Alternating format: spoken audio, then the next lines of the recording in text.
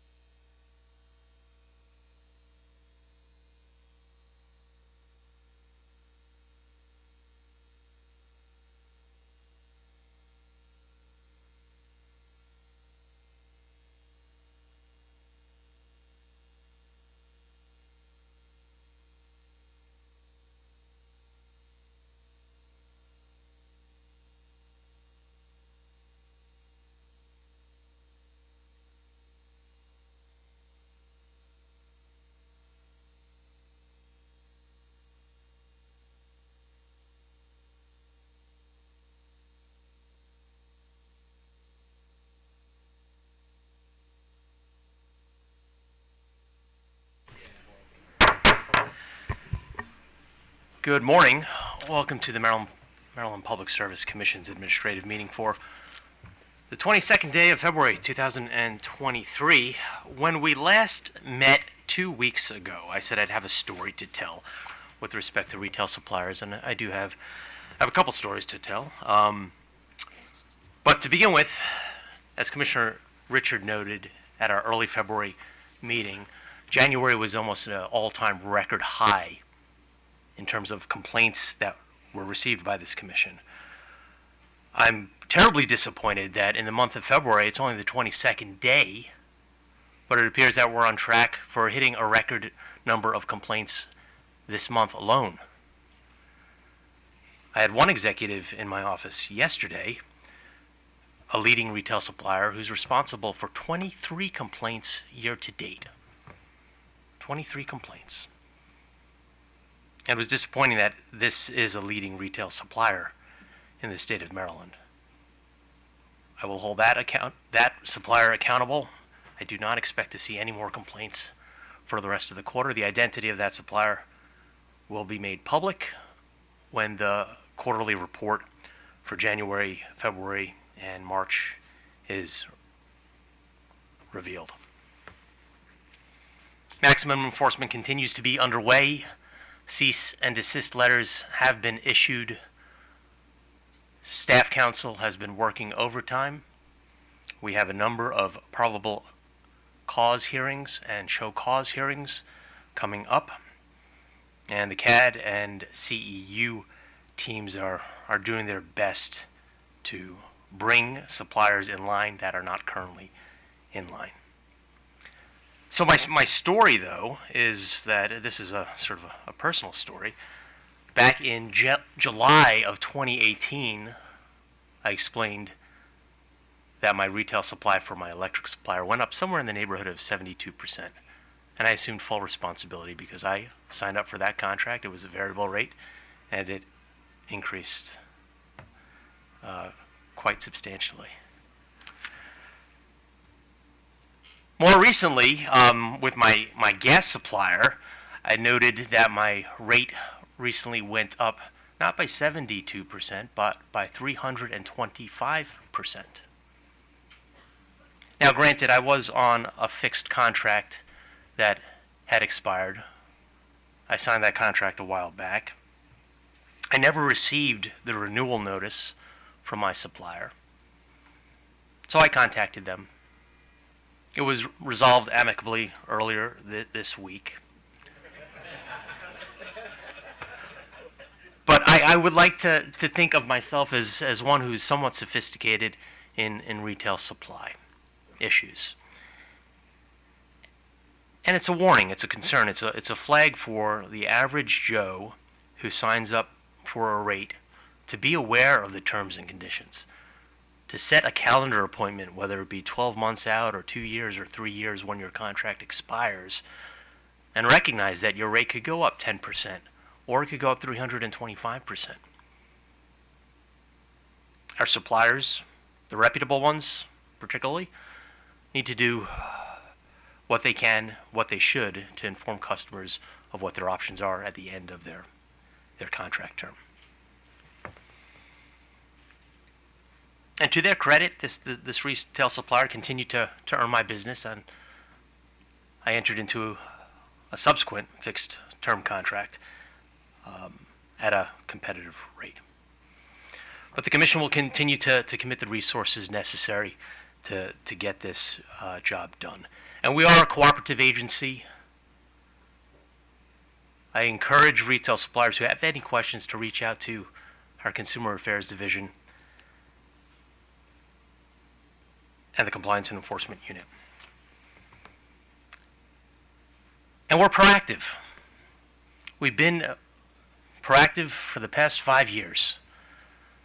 I'd like to give a lot of credit to the staff, but also to my fellow colleagues on this bench here who have put in the time and effort and attention to these very serious matters that involve residential ratepayers.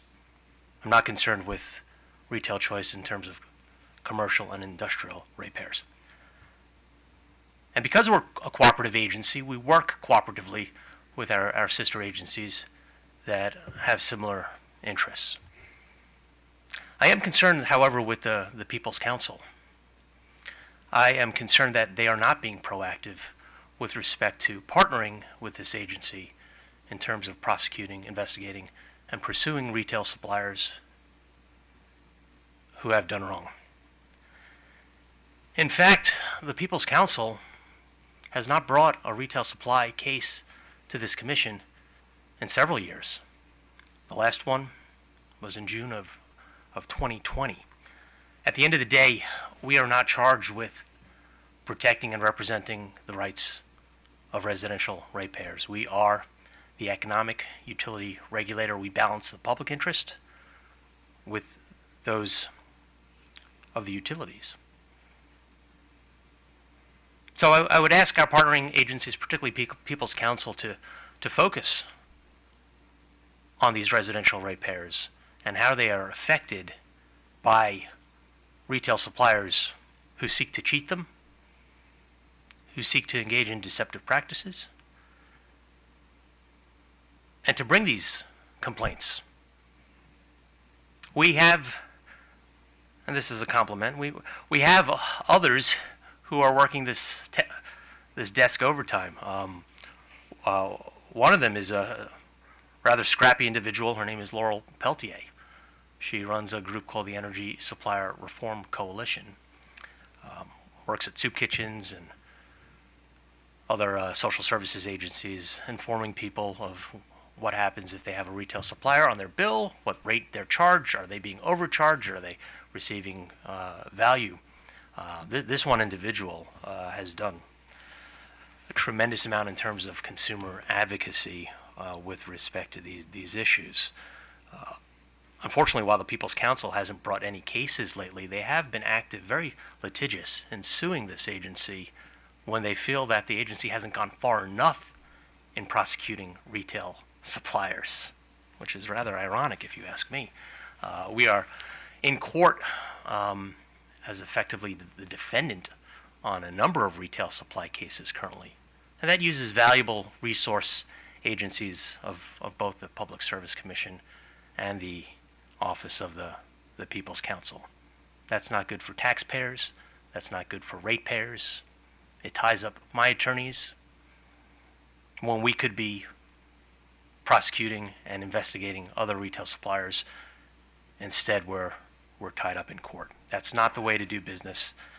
We are a proactive agency, and I ask the People's Council to be proactive. At the end of the day, we are a cooperative agency, and I look forward to partnering with any other state agency or individuals that wish to lend their expertise in order to better serve ratepayers and the public good at large. On a final positive note, I said we'd had good news and bad news. I'd like to commend the Retail Energy Supply Association. Just last week, they stepped up to the plate and they issued a press release which was titled RESA Supports Maryland PSC's Strategy to Deliver Consequences to Retail Energy Suppliers That Choose Not to Uphold Consumer Protection Rules. I would commend to your attention the press release. They will strongly encourage their members and the industry at large to act proactively. That's the word of the day, being proactive. This commission is proactive. RESA and its members commit to be proactive. So we will look forward to partnering with this trade association, recognizing that they only have so many members and they don't represent every actor in the market. But I'm hopeful, starting in March, as we begin these proceedings, and we've had 3 on the docket, we'll have many more to come. We'll begin the long and arduous effort of remaking retail supply competition in this state a success.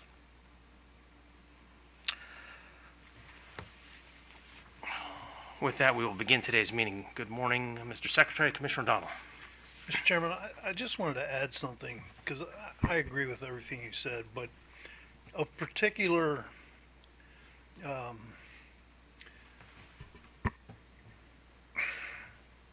annoyance to me is that we have been warning retail suppliers who have been acting badly for years and on a continuous basis. And this commissioner, as you know, has taken it up as a charge to make sure they know.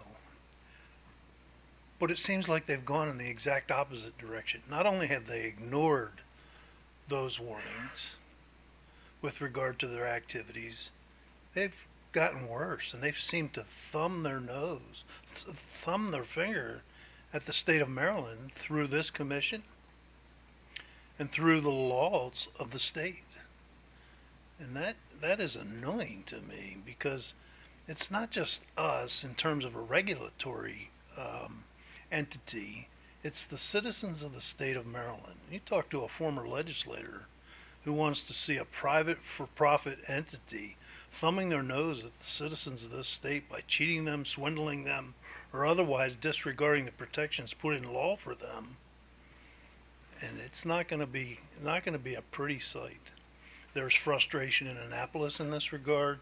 There's frustration across the board in this regard, and obviously there's frustration here at this commission, who's charged with enforcement and who has taken it very, very seriously. But when I graduated from high school, one of the things it didn't say in my high school yearbook was that I was the most likely to win the Mr. Subtlety Award, right? Because that's not me. But if I put a shot across your bow, damn it, you better pay attention. And I say that to the industry because it's meant and it's real. And so I'm saying to you, clean up your act, industry, or things are going to change dramatically if you don't. And you can count that as a shot across the bow yet again. Thank you, Mr. Chairman.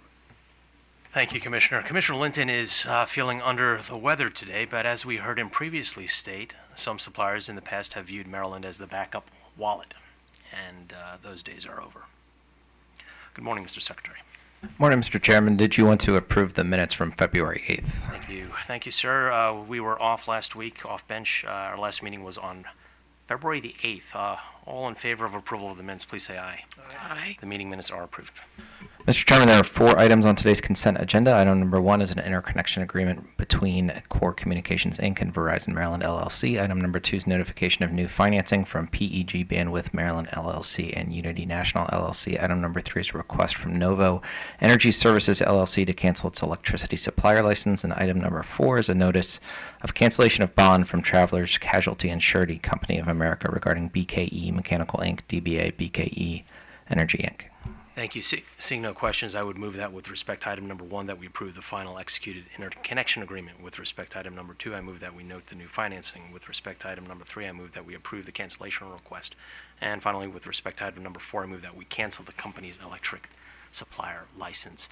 The vote begins with Commissioner Bubar. Aye. Commissioner O'Donnell. Aye. Commissioner Richard. Aye. I vote aye. The motions are approved.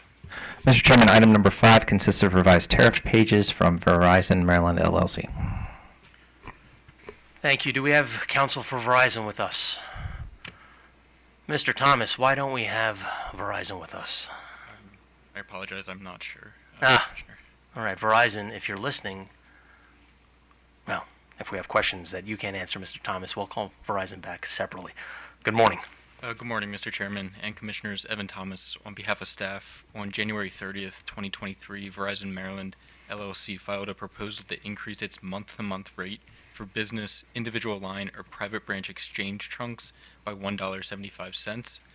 This would make the rate move from $32 per month to $33.75 per month, and is a 5.4% increase. This service is classified as Basket 2, basic business under Verizon's alternative form of regulation, and the proposed rate increases are within the rate cap limits as defined in Verizon's alternative form of regulation for Basket 2 services, as approved in Commission Order Number 83137. Staff recommends the Commission accept the tariff for filing with an effective date of March 1st, 2023. Thank you. Thank you, Mr. Thomas. Mr. Secretary, have we heard from Mr. Douglas Smith of Verizon as to his whereabouts? No, Mr. Chairman. It's days like this that I wish we had subpoena authority. Do my fellow colleagues have questions on this item? Seeing none, I reluctantly move that we accept the tariff revisions for filing with an effective date of March 1st, 2023, and note that Verizon is compelled to attend all future administrative meetings where they have items on the meeting. The vote begins with Commissioner Bubar, Aye. Commissioner O'Donnell, Aye. and Commissioner Richard. Aye. I vote aye. The motion is approved. Mr. Chairman, item number 6 is an application from Columbia Gas of Maryland, Inc. for authorization to issue up to $50 million in long-term debt. Council, you may approach. Mr. Thomas. Good morning, Mr. Chairman and Commissioners. Evan Thomas on behalf of staff. On January 20th, 2023, Columbia Gas of Maryland filed an application for authority to issue up to $50 million in long-term debt. The debt would be issued prior to December 31st, 2024 to refinance all or a portion of the company's short-term debt and to finance the construction, completion, extension, and improvement of the company's facilities.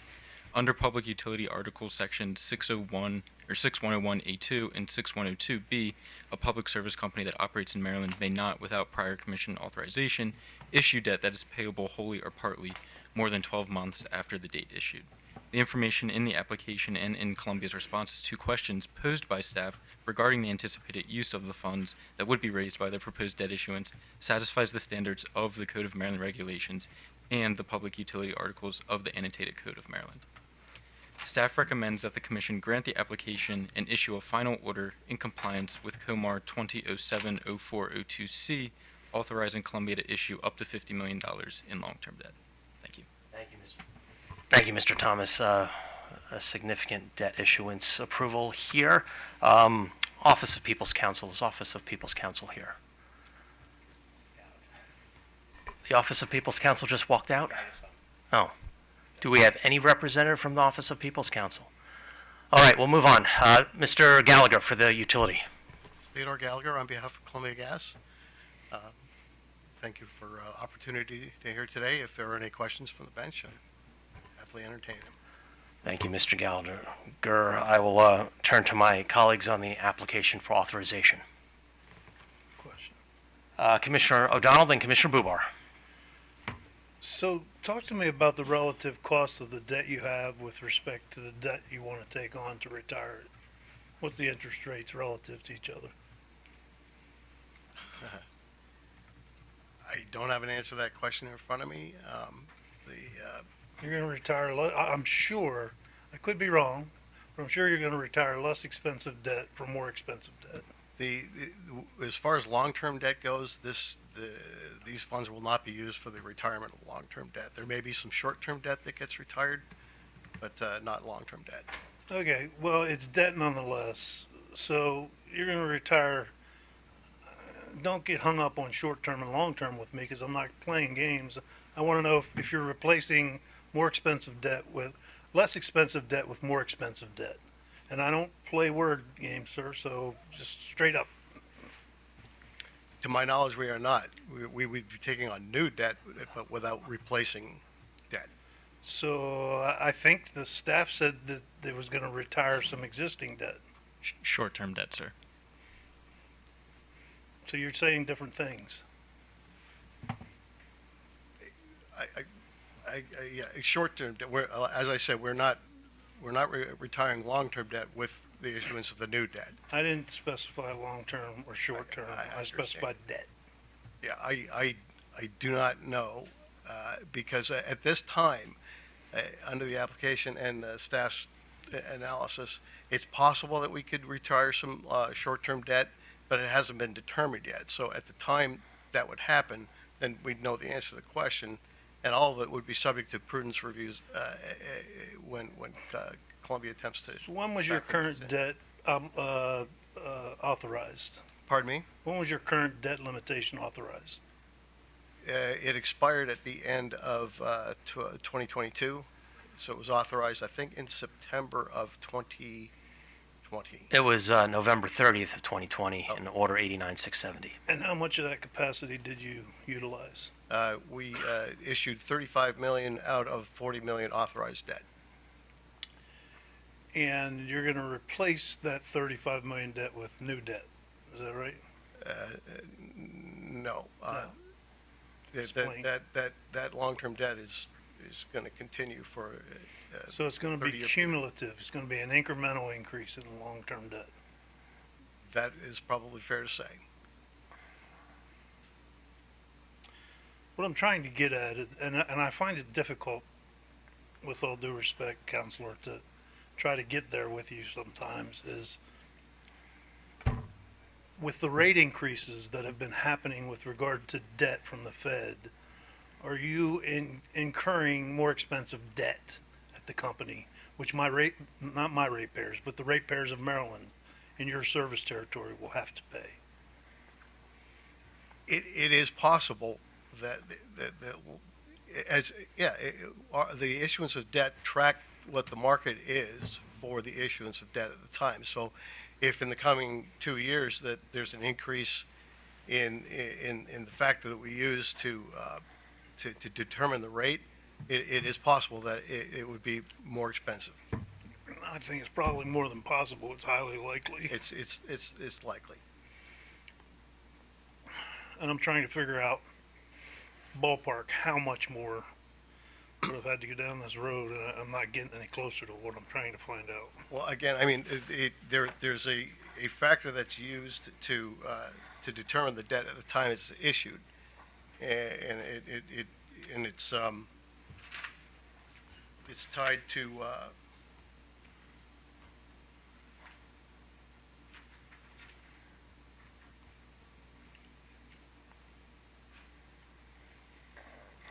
the interest rate of the new notes will be determined by directly referencing the prevailing yield on U.S. utility bonds reported by Bloomberg Finance LP, as reported in the Bloomberg C038 Index historical price table. So, since it refers to an index, it would depend on what that index says at the time of the issuance. What would be the impact on the company if we didn't authorize this new debt? It would be exceedingly difficult for us to carry on with the replacement of needed the needed improvements of its infrastructure. Extremely difficult for us to do that. It could not be done through the generation of internal funds. Is any of this new debt scheduled to be used for expansion of gas facilities? No. And in any event, any issuance of debt would be subject to prudence review in the context of any base rate proceedings. Mr. Gallagher, can you publicly tell us when the next base rate filing is you're planning to make? It's typically annual with Columbia Gas. We are planning to come in on a regularly scheduled basis. And that would mean sometime in the May timeframe.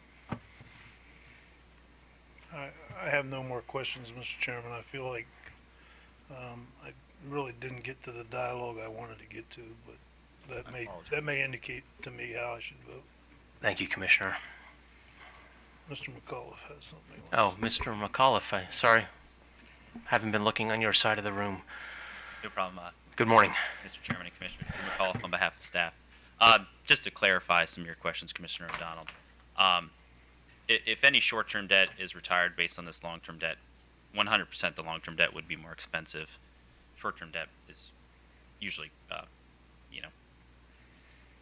quite less expensive than long-term debt. And just based on the numbers I've seen, I would expect the long-term debt probably to be somewhere in the 5 to 6% range. And I do not believe Columbia's cost of debt is currently that high, so you would expect their overall cost of debt to probably increase somewhat based on this issuance. Thank you, Mr. McAuliffe. Thank you. That was helpful. Mr. Gallagher, I take some comfort. I believe this debt issuance would expire at the end of next year. Is that right? It would go through December of 2024. End of next year. And we'll have an opportunity to see what you've done this coming spring or summer when you file the next base rate case. So I take some comfort that we'll have an opportunity to review how much you've issued from this authority when we take a look under the hood later this year. I have no additional questions. I would turn to Commissioner Buber.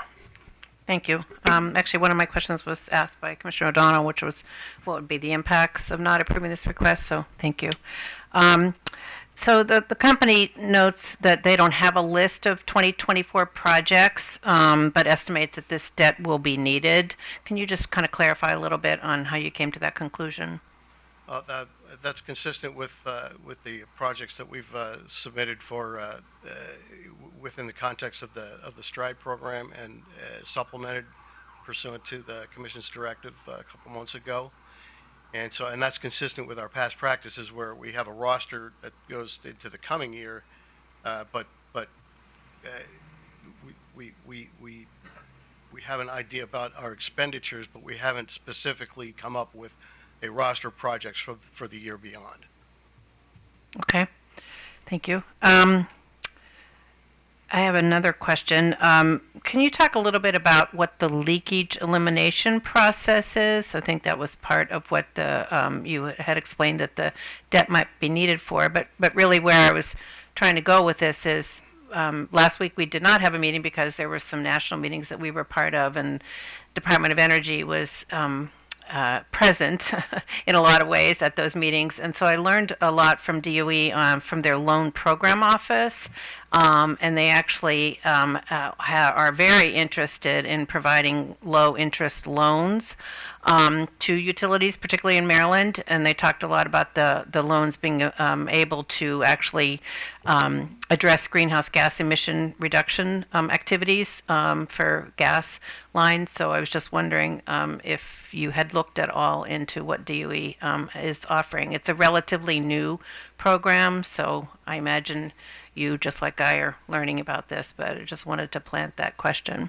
So since I didn't attend last week's meeting, you're telling me about it as the first I've heard of it, and I haven't heard anything about it internally from Columbia or NiSource. Okay, thank you. I don't have any other questions. Thank you, Commissioner Bubar. Mr. Gallagher, this is not an insignificant ask of the utility, and I think you would agree with me. Absolutely. Yeah. I recognize that the need for the utility to issue long-term debt. I do share some of the concerns that Commissioner O'Donnell raised. We are your utilities regulator, after all. I also feel like today I'll serve as the residential ratepayer advocate as well, because these concerns are concerns that are not always being represented. However, I do agree that we'll have the opportunity to review the issuances in the upcoming rate case or rate cases over the next 2 years. So playing both roles, I would move that the Commission authorize the company to issue up to $50 million of long-term debt. The vote begins with Commissioner Bubar. Aye. Commissioner O'Donnell. I'm going to vote no, Mr. Chairman. I'm going to explain my vote. Sometimes I come to these matters and I think I know how I'm going to vote, but I want to hear the give and take and the ability to gauge the testimony given orally and the veracity and straightforwardness of the answers there. And I just don't feel as though I have enough straightforward information to vote yes on this matter. So out of an abundance of caution, I'm going to vote no. Commissioner Richard. I'm going to join you in voting aye, Mr. Chairman, but I did want to make note of your point about the prudency review that will take place when we have the rate case, and how important it is that we understand how these funds are being spent. I understand very much about the STRIDE side, the safety aspects, but when I see things about extension and improvements, I do want to hear from the company about their acknowledgement of state policies, where they're going, and we are hearing words from the organizations like the Maryland Climate Change Commission about a contraction and looking to ways to electrify. So I think that's going to be an important part of at least my decision making going forward, the consistency with the state policies. So with that, I do join you in voting aye. I vote aye by a vote of 3-1. The motion carries. Item number 7 consists of revised tariff pages from Baltimore Gas and Electric Company. Good morning. Mr. Thomas, we don't pay you enough. Is this your first time before the commission? No, this is second or third. Second or third, okay. Well, 3 and back-to-back Thank you. Good morning, Mr. Thomas. On November 30th, 2022, BG&E filed Supplement 492 PSC Maryland G9 Standard Gas Service Line Extension Charge. In this filing, the company proposes to increase the per-foot charge from $19.99 to $20.73 for residential gas line extensions greater than 150 feet where no main extension is required.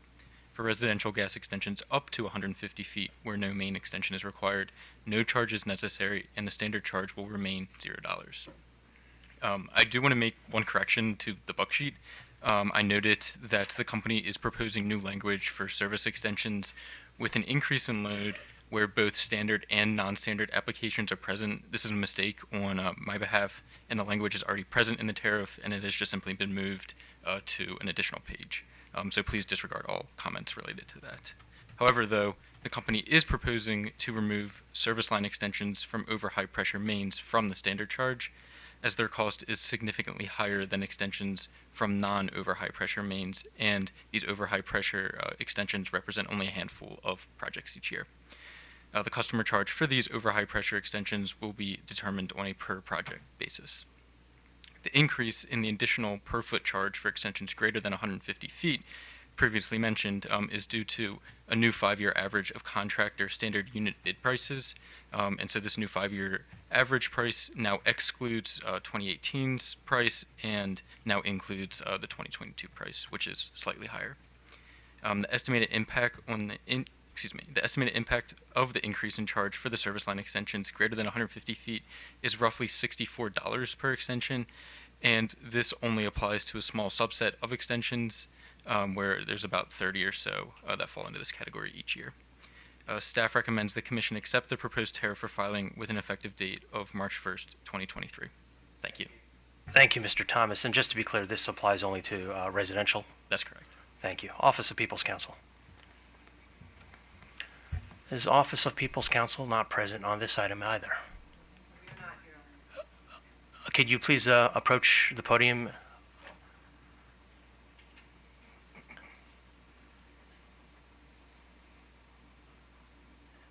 Please enter an appearance. Juliana Bell, Deputy People's Counsel for the Office of People's Counsel. Ms. Bell, what is the position of your office? Our office does not have a position on this item, Your Honor. Your office does not have a position on an item of gas line extensions with respect to residential ratepayers? Your Honor, we do.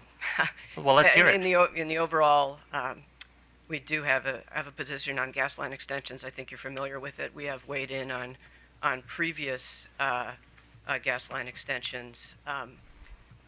We have a concern overall that these gas line extension calculations are based on historic costs and do not look enough to the future and what's happening with the future of gas, that gas throughput may decline, and that those calculations do not take that into effect. So are you However, we do not have a position, we are not opposing the arithmetic here on this particular proposal, and that has been how we've treated these gas line extension requests in the past as well.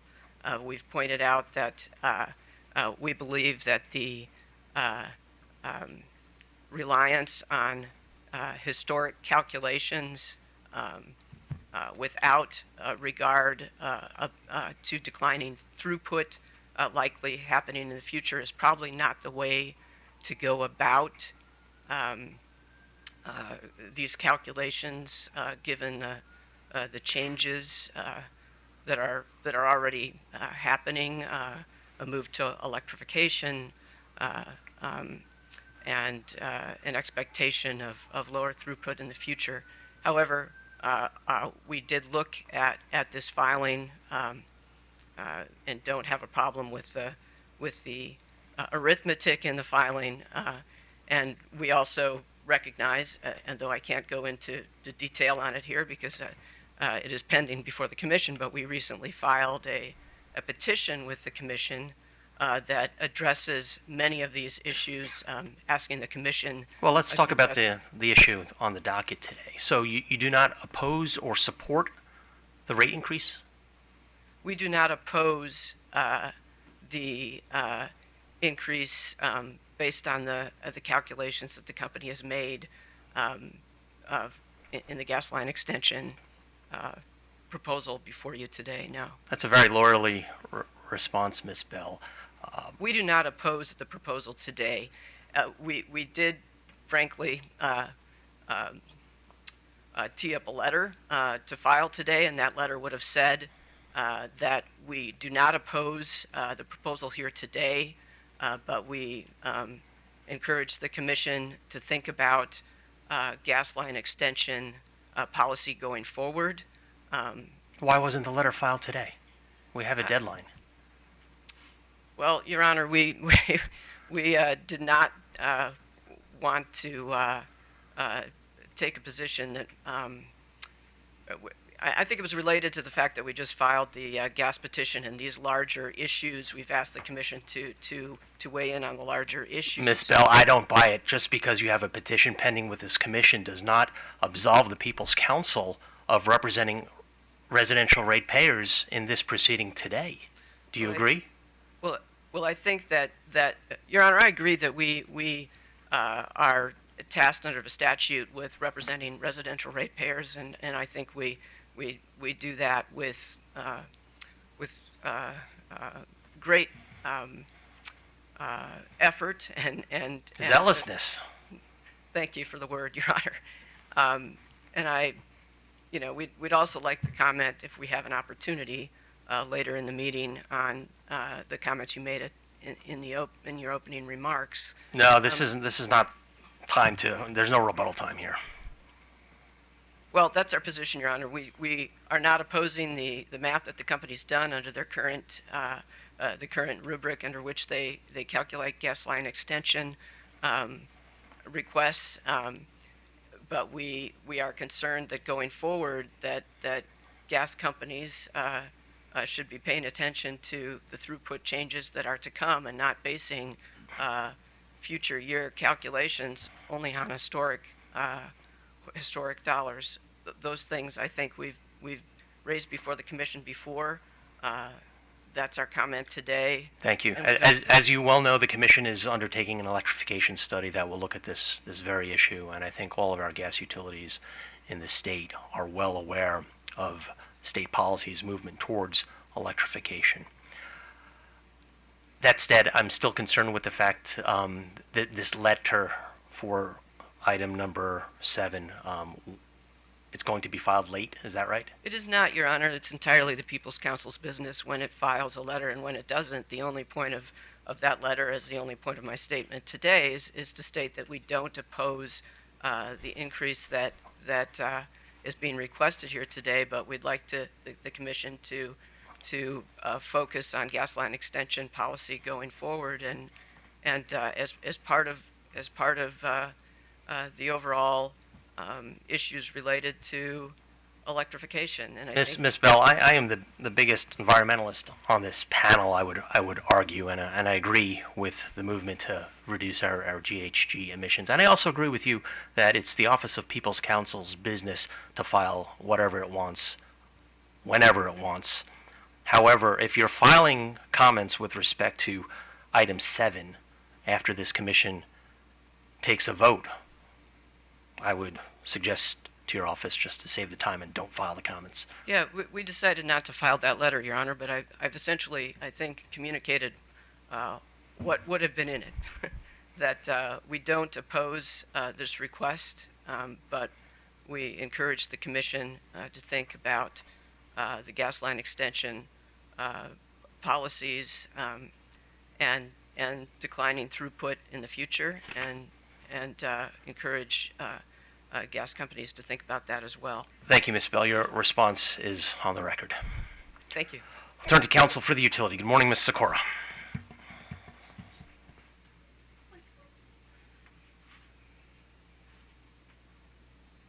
Good morning, Commissioners. Beverly Sikora on behalf of BGE.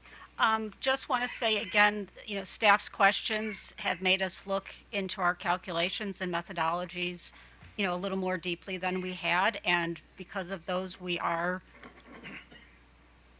we are, proposing to have a different charge for the OHP line extensions.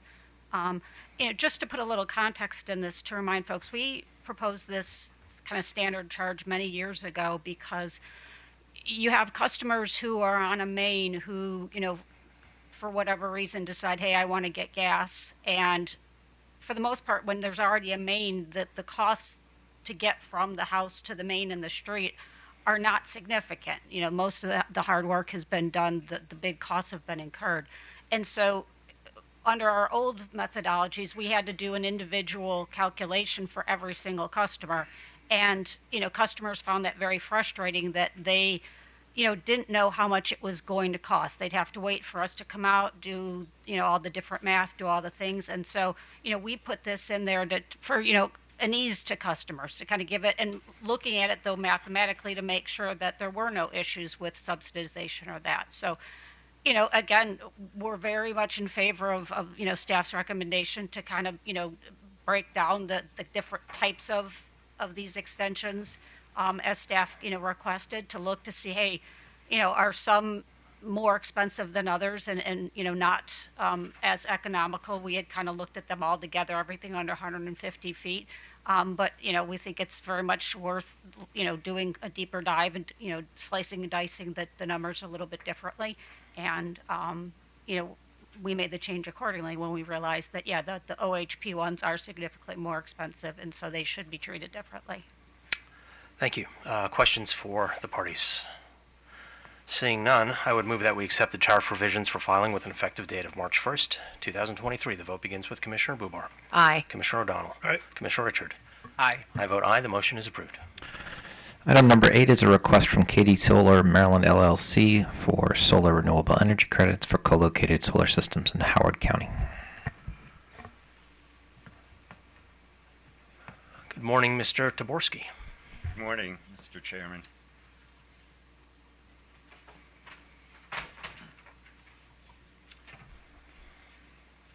Good morning, Mr. Chairman and Commissioners. I am Craig Taborski with engineering staff reporting on the KDC bucksheet.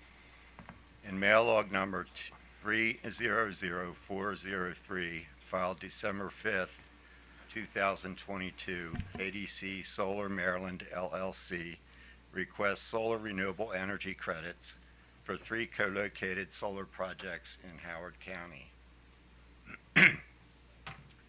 By statute and regulation, a certificate of public convenience and necessity, CPCN, or a CPCN exemption is required for a generating station with capacity that exceeds 2 megawatts. In aggregate, the capacity of the 3 KDC systems total 8.592 megawatt DC or 5.97 megawatt AC. The systems each have a certificate of completion and are separately metered with BGE. The SRECs would be valued at approximately $600,000 per year.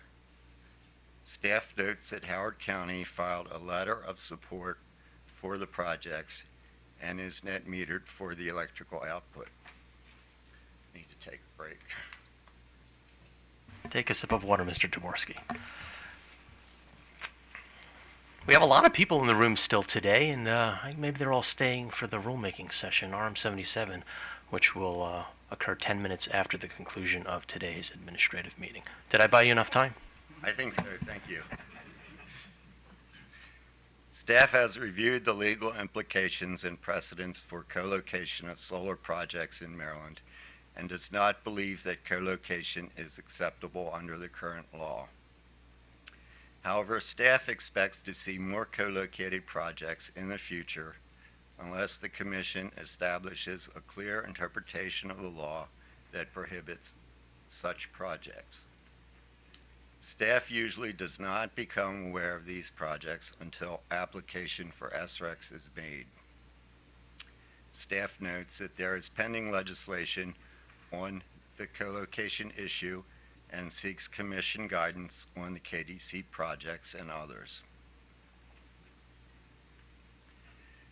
Given that the KDC project is complete and in operation, staff does not object to allowing them to generate RECs.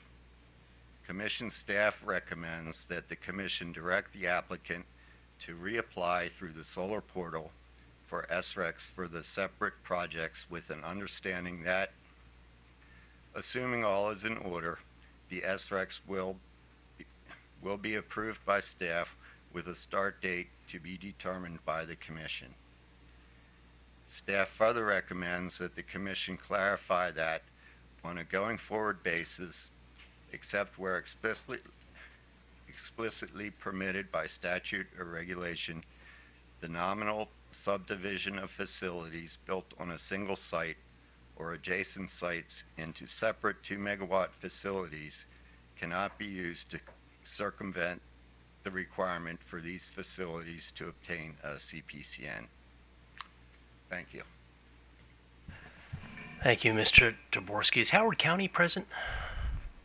Mr. Chason, would you like to provide us with your opinion? Good morning, Mr. Chairman. Todd Chason on behalf of Howard County. Orville Collins is here today on behalf of the developer KDC, just to be clear about Understood. our identities. We very much agree with staff's recommendation that these projects be approved for SREC certification on a going forward basis. Happy to answer questions about the co-location issue if you would like to hear from us, but primarily we're here in support of the recommendation for approval. Sorry, I lost you. You're here in support of the recommendation of? For the approval of these SRECs. And is that the same as staff's recommendation? Or is there some daylight? In my sense, my impression from the language of the Buck sheet is that there are two things that staff is recommending. One of them is for the now approval of the SRECs. That's the piece we're in agreement on. They've also talked about on a going forward basis how these projects should be treated. And I'll stop you there because I do have some concerns with their second half of the recommendation because it feels like an advisory opinion which this commission is prohibited effectively from presenting. So we'll get back to that point, Mr. Chason. Those were the words that were going to come out of my mouth next. So I think maybe... The advisory opinion concern? That's correct. Yes. Okay.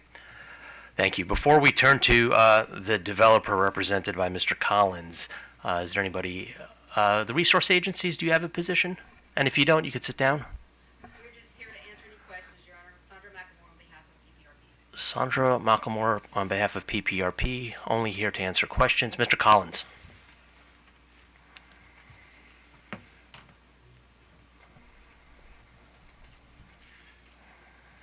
Thank you, Mr. Chairman and Commissioners. Carville Collins on behalf of KDC Solar Maryland, the applicant, and the applicant's owner, Clean Capital.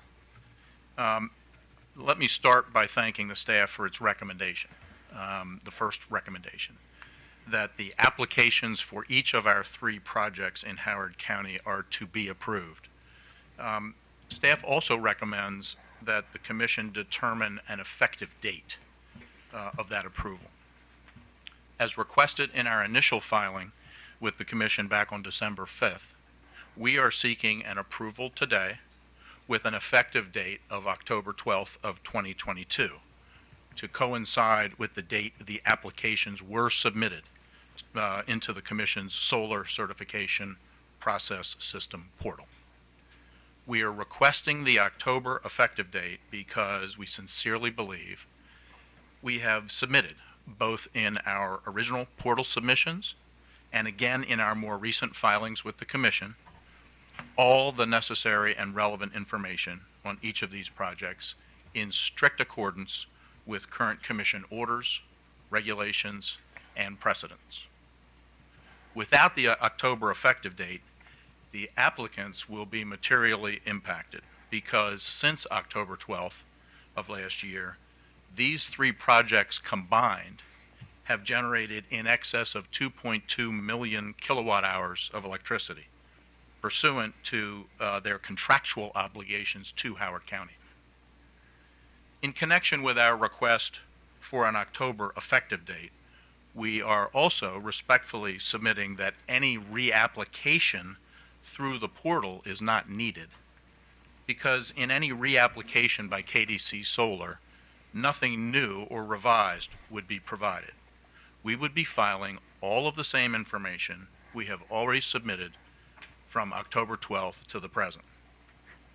I'm happy to answer questions on any of this, and we have noted staff's further recommendation of a policy to be effective on a prospective basis for co-located projects, which we're willing to comment on if the commission wishes to hear from us. Thank you. Thank you, Mr. Collins. I don't wish to hear from you on that, but perhaps my colleagues will. Let me turn to staff. The effective date in your recommendation says a date to be determined by the commission, supposedly in the future. Can we not determine that date today, number one? And number two, do you have any concern with the date Mr. Collins noted, which is October 12th of last year? They currently don't have any active applications in our portal. Because it was rejected, correct? Well, Mr. Collins asked for their application to be withdrawn in October because of some technical errors, and we subsequently dismissed the application. Mr. Collins, is that true? Yes, Mr. Chairman, we did. We thought that there were some shortcomings or inadequacies in our application. Based on our further review and our due diligence, we discovered, no, we had it right. We had everything right, and that's the basis for my statement just now, that if we were to reapply, we would be providing all of the exact same information we had provided earlier. So over time, we realized that, to the best of our knowledge, we did get it right, and so we were continue to be surprised by the outcome from the portal, but nevertheless wanted to work with the staff to work through this process to today. All right, so you stand by the application as submitted, notwithstanding the fact that you thought at the time that there was an error, so you asked it to be withdrawn. Staff canceled it out. But if you were to resubmit it today, it'd be identical to the filing that you made in October? That is correct, October 12th. October 12th. Mr. Taborski, do we still have all the October 12th? Do we have that submission, notwithstanding the fact that Mr. Collins requested that it be withdrawn and staff approved that? Do we still have that information? I would have to check with our IT department if they could recover it. Oh, the portal. This portal is something else. We're working on the portal. Mr. Collins, would it be an undue burden to have your folks refile today what you filed on October 12th? I don't think it would be an undue burden. It is something that we could do, but we would continue to ask for our effective date of October of last year. Right, we haven't got into that yet. Mr. Taborski, the October 12th effective date, what's staff's position? According to COMAR, If the commission approves the SRECs. according to COMAR, if their application was filed on October 12th, the RECs wouldn't start until the first of the following month. So that would be, the RECs would start November 1st. Of 2022 as the earliest date. Mr. Collins, how do you respond? It's not the submission date, it's the first day of the subsequent month. Mr. Taborski does correctly note the COMAR provision, and yes, if the order were to be October 12th or November 1, November 1 would be the date pursuant to that COMAR provision. So in terms of the SRECs, yes, November 1 would be the start date for any approval issued on November 1 or earlier that month in October. Thank you. All right, we're making progress here. I remember when at least one of these projects was just sort of like a twinkle in the eye back in 2018 when the developer was putting it together, and it was a rather memorable hearing, if I could recall. I guess the project has changed hands several times since then.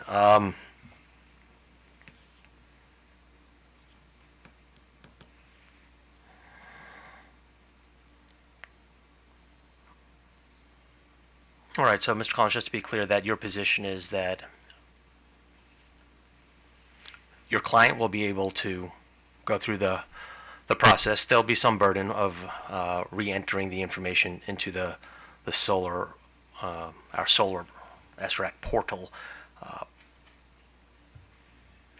And your position is that the project warrants per COMAR a November 1st effective date. Correct. Thank you. Thank Do you. my colleagues have questions? I do, Mr. Chairman, but, sorry.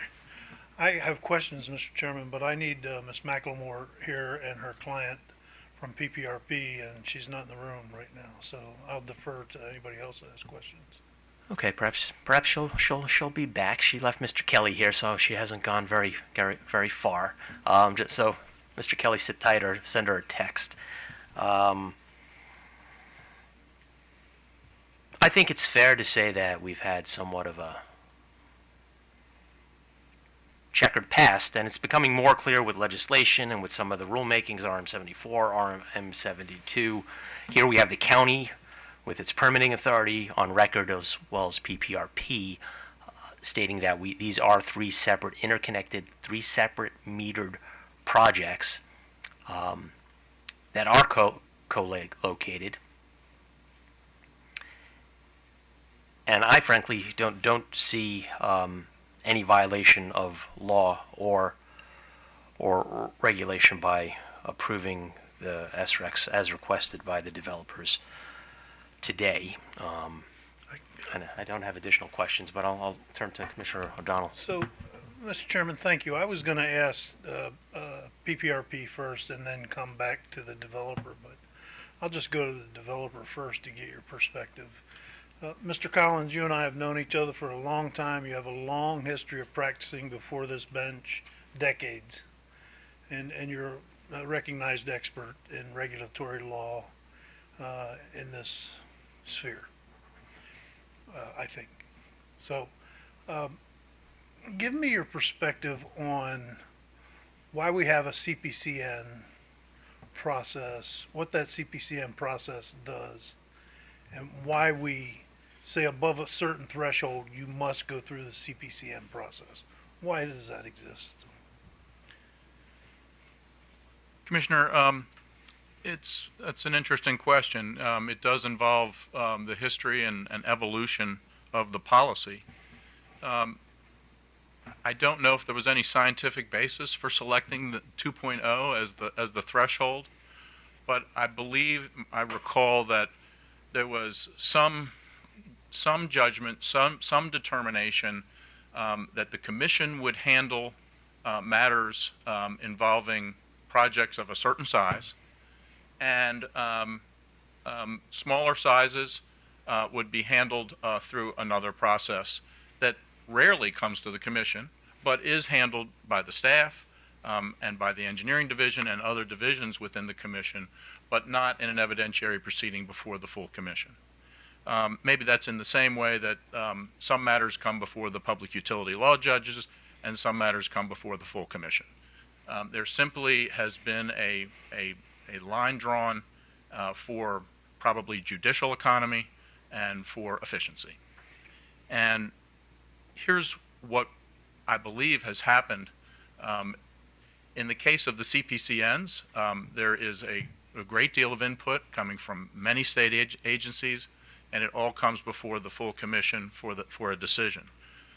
In our case and in other cases of projects less than 2.0 megawatt AC, there has been a county review process. And in our case, that process, which has been detailed in the county's filing that they made back on January 31, has been quite thorough.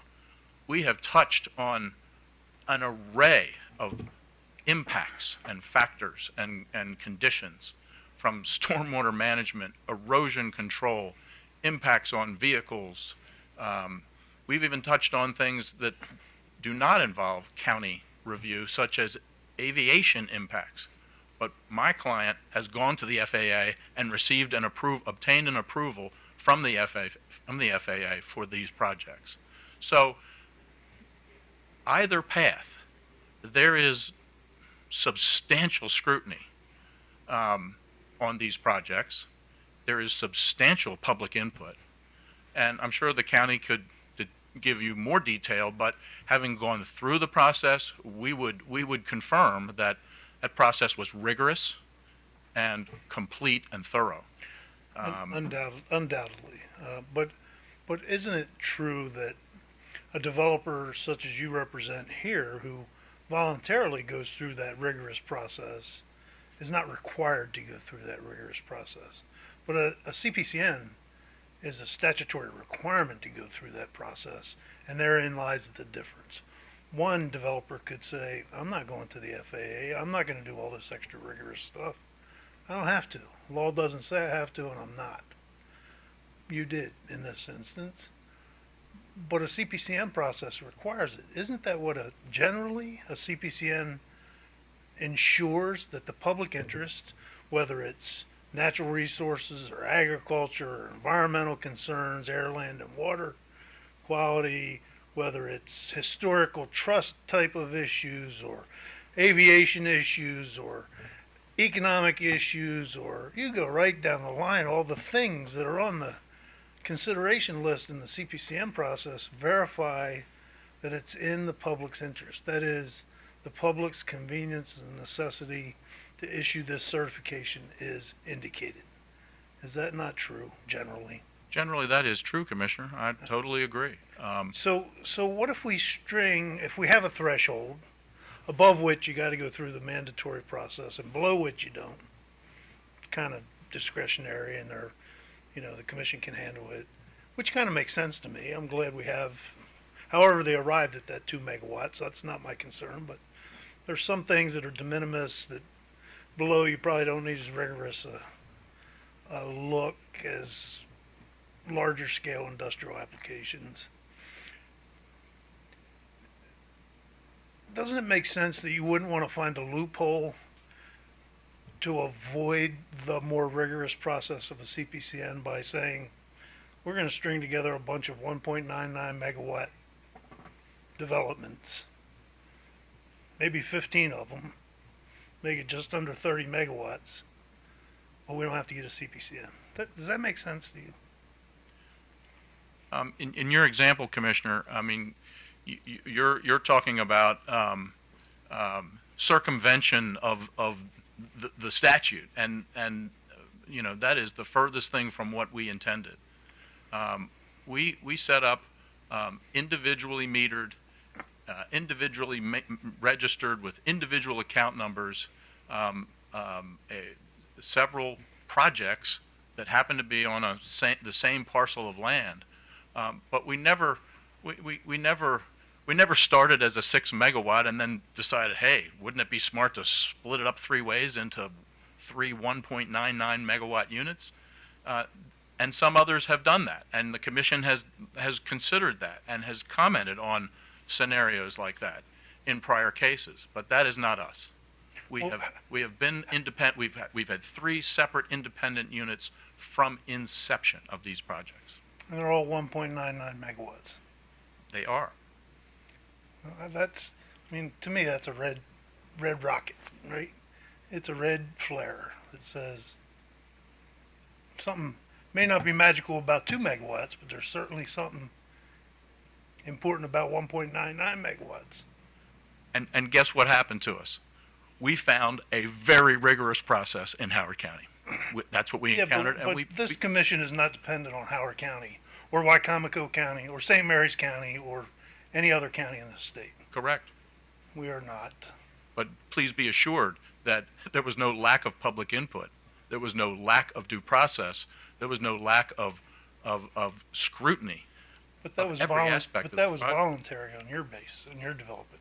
We're not going to fail to cooperate with our host county, especially when we have a contractual arrangement with them to deliver electricity. Yeah, but we're setting precedent for the entire state for a whole bunch of developers that may be in here with a whole multitude of 1.99 megawatt projects, right? So we got to consider the ramifications of setting precedent. Yes. And the nature of that, and the potential to bypass essential protections for the citizens of this state. And we have to guard against that. Not saying that this is that case, because I heard your protestations that that's what this is, and fine, I accept that. but we still have to guard against it. That doesn't alleviate me from saying I ain't worried about that. They went through a rigorous process with Howard County. The boys took care of it. It's not, in my view of the world, that's not how this works. I have to protect the public's interest long term and not watch an accounting gimmickry take us around those protections. So let me go to PPRP along these same lines and get PPRP's view regarding bypassing the CPCM process by subdividing and co-locating smaller projects, maybe 1/10 of 1 megawatt below the limitation of 2 megawatts. Good morning, Commissioners. Again, I have with me also Fred Kelly, who's Deputy Director at PPRP. And as you said, Commissioner O'Donnell, the CPCM process provides a very significant and rigorous review of impacts of a project over 2 megawatts.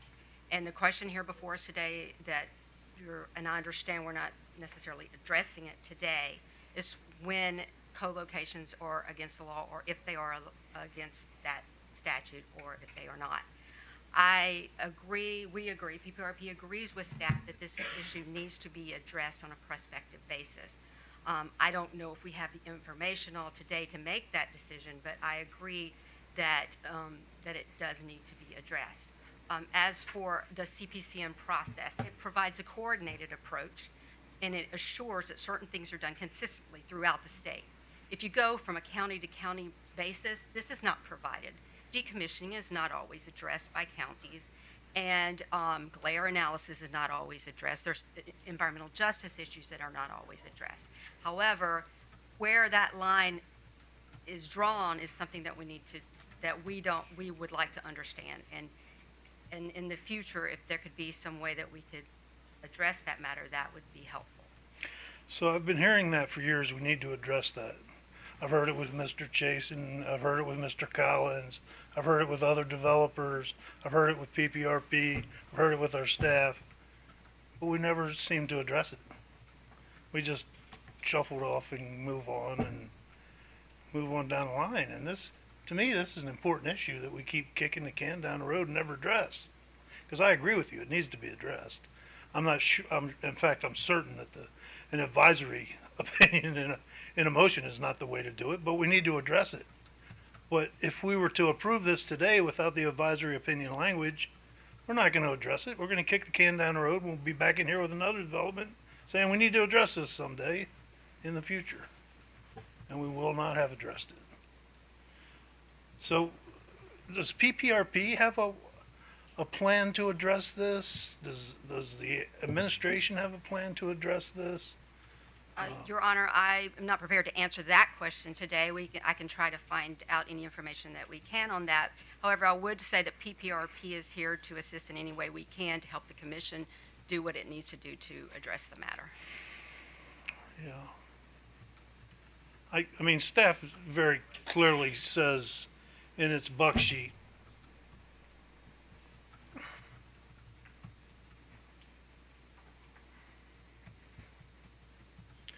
that they're concerned about bypassing the CPCM process. Clearly. And I think staff counsel would agree that that's the essence of their concern. Kenneth Albert on behalf. Yes, Commissioner O'Donnell. I mean, to make this very real, every time we have a solar project, and to put it in perspective, we're talking roughly now 6 megawatts, roughly 5 acres a megawatt. I have a hobby of doing the calculation there. So that's roughly 30 acres. When we bring these up, neighbors always show up when we have our evening hearing, and they're concerned, first thing they always talk about is visual impact. They say, look, the project was built 20 miles to the west of us, and we drove over there and we found out that the trees that were installed pursuant to either the county requirement or more likely the commission requirement, 6 months later they were dead. They weren't maintained, in other words. Now, to bring it in context here, what they're proposing with these essentially 2 megawatt pieces, roughly 10 acre pieces of what is from an engineering perspective, essentially one solar project, we wouldn't have that review. right? I mean, it would still be the same 30 acres, but by dividing it up into these 2 megawatt pieces, roughly 10-acre pieces, for purposes of presenting it to this commission. Now, yes, they said they talk about in different account numbers with BGE in connection with the interconnection, and perhaps different account and different perhaps offtake customers. But the fact remains that from the neighbor who's living near this thing, it's 30 acres of solar panels, and visual impact is a big concern. We hear that all the time. Now, the related concerns, which again will, as a matter of physics and engineering, will involve the entire 30 acres, no matter how this project is portrayed. You have erosion, stormwater, you have setbacks, another big issue that counties typically deal with. And as Commissioner O'Donnell, you made the point, yes, Mr. Collins is correct that if the county is aggressive, and perhaps even more aggressive than us, then these won't be any issues. But there's no guarantee that counties can do that. Some of them, more rural counties, don't have the resources, frankly, and the expertise.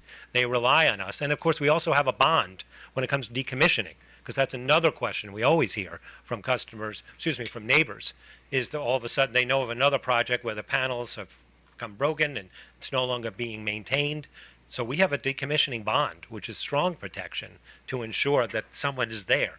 So again, when you take what is essentially a 30-acre project and portray it as separate 10-acre projects that just come under in at 1.99 megawatts, it's clear what's going on here. They're coming in under the 2.0 megawatt threshold. It provokes the same concerns, the very concerns that residents want to raise. They will not have a forum for them. Maybe at the county, but maybe not. I mean, if the view was that the county could do this, the legislature would not have set up a CPCN process in the first place. Thank you for that. Commissioner O'Donnell, can I add one thing? Sure. The glare also would be the same. The impacts would be the same if the arrays are on the same site. So it doesn't matter if the intention's there or not. If the same amount of arrays are on the same site, the glare analysis and those types of things, the impacts would be the same. If the glare analysis is done. And that would. And it may not be done unless you have a CPCN. It may be done or it may not be. And I would note that glare analysis, we typically think of that in connection with airplanes, Federal Aviation Administration, but more commonly it's in connection with roads. There may not be an airport nearby, but there typically is going to be a road nearby. That glare analysis is essential. And again, we won't see it without Understood. CPCN. So let me ask you this, to get back to my fundamental, how do we quit kicking the can down the road on this? Wouldn't a rulemaking be the way to address this? That could be a way. I mean, the commission has suggested that in the Blue Pilot, the commission said we want to get all stakeholders in as part of this process. That could work. But I think the important thing is, we do get that process going, because we're going to continue to see this. I mean, this is not a new approach, I'll call it that, and it will not become an old approach anytime soon. I've seen it for 6 years and I don't see any end in sight. It's too attractive. I mean, if indeed the county review was as rigorous, they wouldn't really care about doing it. There would be no need to come in underneath the 2 megawatt threshold. And it touches on other fundamental issues like preemption with regard to siting authority in the state, because it riles up the locals sometimes. And sometimes folks are ticked off they don't have a CPCN process to have their voice heard. They may have a county government. That county government may or may not be equipped to handle that. So, Mr. Chairman, I understand the desire to move this along, and I do understand that it helps meet the state's goals to a certain degree, but we got to balance goals. So I'm going to suggest that the least we could do is to direct staff, if we can, to begin a rulemaking process to correct this issue. I don't know if that's possible here, how we would do that, but something got to give here. Now, Commissioner O'Donnell, you raise a good point, and perhaps that's an issue we could take off the bench in terms of figuring out how we address the CPCN issue in light of staff resources. I would look forward to that conversation. And Mr. Alpert, I think you said there's potential gaming going on without actually saying the word gaming. We see this at the federal level as well with PURPA, the Jimmy Carter era law, where you have a 80 megawatt threshold purportedly to entice clean energy projects back in the 1970s. And developers have figured out a way to gain that because they get the benefit of an avoided cost rate at the utility, and they're laughing all their way to the banks. So I recognize there's a CPCN issue at stake here. Obviously, before us today is the SREC issue because these projects are in operation and have been in operation for some time now. But it's an issue that if legislators don't fix, it's incumbent on state agencies like PPRP or Public Service Commission to address. So we have certainty. I'm quite confident that what this developer has done is not in violation of the law. The threshold is 2. I can't blame you for going to 1.999. Do my other colleagues have questions? Commissioner Bubar. Thank you. I agree that we need to address this. I agree we're not going to address it today, the policy issue. Maybe there'll be legislation. Maybe we can initiate a rulemaking. But I want to get to yes on this one today for various reasons. But so my question is to PPRP. Can you give your evaluation or insights on with what Howard County did do, if there was a CPCN process, or what's missing, or is there anything missing in terms of what got evaluated by Howard County versus what would have gotten evaluated if there were a CPCN process? I understand it's very different because we're using state agencies, but I was just wondering is there something that you would say was missing? Commissioner Bubar, I'm so sorry, but we have not really reviewed exactly what Howard County did, so I would not be able to answer that question. It sounds from what I'll turn it over. Thank you. Yeah, Fred Kelly, Deputy Director with PPRP. This project came to us late in the game. We had no role in the review. We had just information that came through staff's data requests, but we haven't done a thorough review of this. We haven't interviewed anybody on the site, so we would be reluctant to comment on that. And we don't take any position with respect to the KDC Solar today with respect to the SRECs. We're here merely in support of that last statement about we need to clarify how this co-location issue of small projects and make sure that we're handling these things correctly and hopefully maybe even applying the CPCN threshold to have a coordinated cumulative review of these projects. Okay, thank you. I don't know if Howard County wanted to add anything. Good morning, Commissioners. Again, Todd Chasen on behalf of Howard County. As the Commission knows, I've handled quite a few of the 55 or so CPCNs that have occurred previously in Maryland, and I've also am familiar on behalf of Howard County with the process that was followed here. As you look at staff's buck sheet and the items that were enumerated as considerations within the CPCN process, all of those items were looked at within the context of Howard County's review. Which is true of most counties. When you get into some of the more technical pieces like decommissioning or glare analysis, the counties may be a little more scattered on that. They all have stormwater, sediment erosion control, and environmental protections. But all of those were followed here, including the decommissioning bond and the glare analysis, which were mentioned. And those would have been required of this developer, of any size project that came before Howard County under its review process. Anything that was not covered by a CPCN would have been mandatorily subjected to that review. Hope that's helpful. Great, very helpful. Thank you. Thank you. At this time, I would call a motion that we direct the applicant to reapply through the solar portal for SRECs for the separate projects with an understanding that assuming all is in order, and Mr. Collins, it appears that it is in order. I hope so, Mr. Chairman. Assuming all that is in order, the SRECs will be approved without delay by staff with a start date of November 1st, 2022. The vote begins with Commissioner Bubar. Aye. Commissioner O'Donnell. I'm going to vote aye, Mr. Chairman, but I'm going to explain my vote again. I'm voting aye because there are mitigating circumstances here to my arguments, but I'm voting aye as well with the understanding that we will address this proactively and definitively, one way or another, in the near future. Commissioner Richard. Aye. I vote aye. The motion is approved. Before we end today, the commission will have a brief recess until 11:35 a.m., at which point we'll take up the RM 77 rulemaking. We're adjourned.